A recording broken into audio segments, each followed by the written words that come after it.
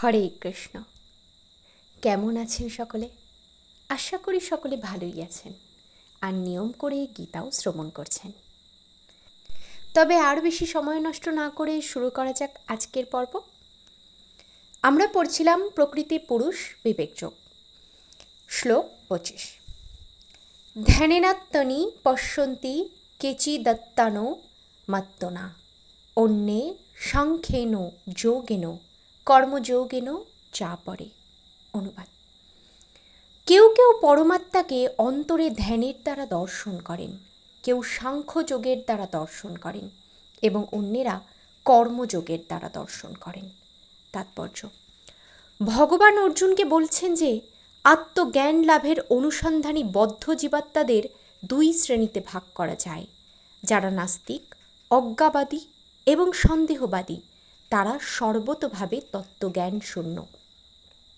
কিন্তু যারা পারমার্থিক বিজ্ঞানে বিশ্বাসী, তাদের বলা হয় অন্তর্দর্শী ভক্ত, দার্শনিক ও নিষ্কাম কর্মী। যারা সর্বদা অদ্বৈতবাদের মতবাদ প্রতিষ্ঠা করবার চেষ্টা করে, তাদেরও নাস্তিক ও অজ্ঞাবাদী বলে গণ্য করা হয়।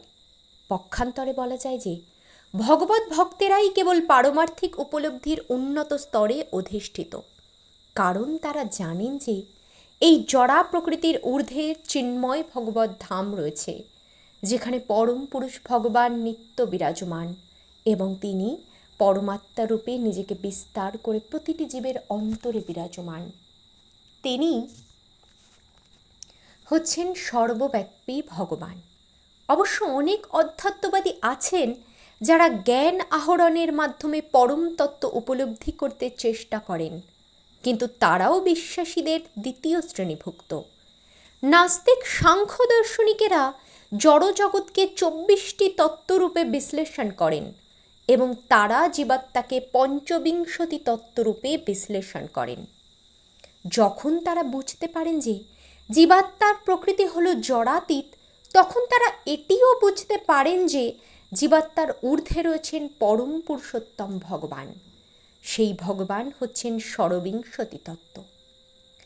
এভাবেই ক্রমান্বয়ে কৃষ্ণ ভাবনামৃত লাভ করে তারাও ভগবত ভক্তির স্তরে উন্নীত হন। যারা নিষ্কাম কর্মী বা কর্মযোগী, তারাও ঠিক পথেই অগ্রসর হচ্ছেন। কালক্রমে তারাও কৃষ্ণ ভাবনায় ভক্তিযোগের স্তরে উন্নীত হবার সুযোগ পান। এখানে বলা হয়েছে যে কিছু মানুষ আছেন যাদের চিত্তবৃত্তি নির্মল এবং তারা ধ্যানের মাধ্যমে পরমাত্মাকে উপলব্ধি করতে চেষ্টা করেন। তারা যখন হৃদয় পরমাত্মাকে খুঁজে পান, তখন তারা চিন্ময় স্তরে অধিষ্ঠিত হন। তেমনি অনেকে আছেন যারা জ্ঞানের মাধ্যমে পরমাত্মাকে উপলব্ধি করার চেষ্টা করেন।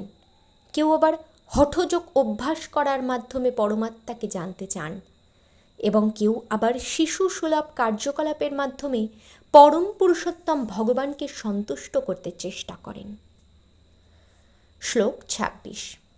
অন্যে তেব মজানন্তাঃ শ্রুতান্যেভ্যো উপাসতে তে হপি চারিত রন্তেব মৃত্যুং শ্রুতিপরায়ণা।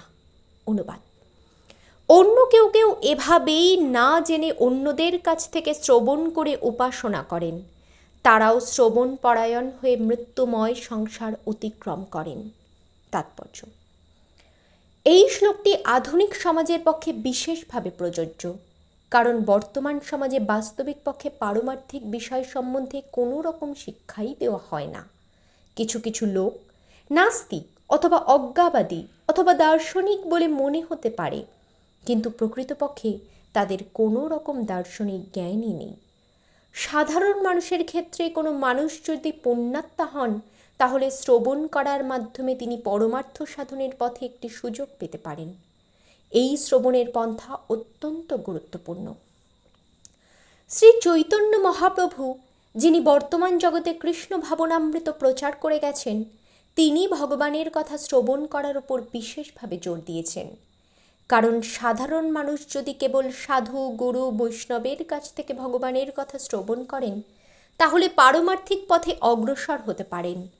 বিশেষ করে শ্রী চৈতন্য মহাপ্রভুর নির্দেশ অনুসারে তারা যদি অপ্রাকৃত শব্দ তরঙ্গ হরে কৃষ্ণ কৃষ্ণ কৃষ্ণ হরে হরে, হরে রাম রাম রাম হরে হরে নিষ্ঠার সঙ্গে শ্রবণ করেন।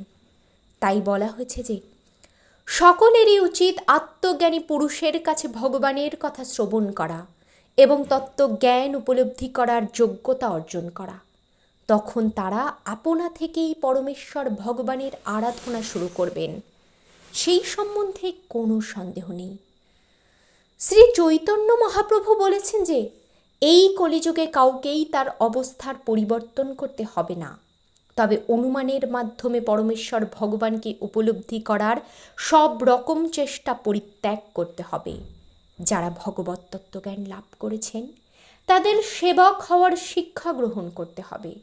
কেউ যদি অসীম সৌভাগ্যের ফলে কোনো শুদ্ধ ভক্তের চরণাশ্রয় লাভ করেন, তার মুখারবিন্দ থেকে আত্মজ্ঞান শ্রবণ করেন এবং তার পদাঙ্ক অনুসরণ করেন, তাহলে তিনি ধীরে ধীরে শুদ্ধ ভক্তের পর্যায়ে উন্নীত হবেন।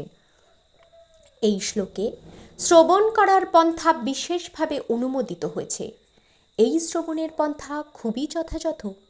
সাধারণ মানুষ যদিও তথাকথিত দার্শনিকদের মতো দক্ষ নাও হন, তবুও শ্রদ্ধা ভরে সাধু গুরু বৈষ্ণবের মুখারবিন্দ থেকে ভগবানের কথা শ্রবণ করার ফলে তারা এই জড়জগতের বন্ধন থেকে মুক্ত হয়ে তাদের প্রকৃত আলয় ভগবত ধামে ফিরে যাবেন। হরে কৃষ্ণ। আজ তবে এ পর্যন্তই সমাপ্ত। আপনারা সকলে ভালো থাকবেন। সাবস্ক্রাইব করার কথা নিশ্চয়ই আপনাদেরকে বলতে হবে না, ভালোবেসে এটুকু অবশ্যই করবেন। আর প্রতিদিন গীতা শুনতে ভুলবেন না। কমেন্টে কিন্তু হরে কৃষ্ণ লিখে তবে যাবেন। তবে আজ আসি। হরে কৃষ্ণ।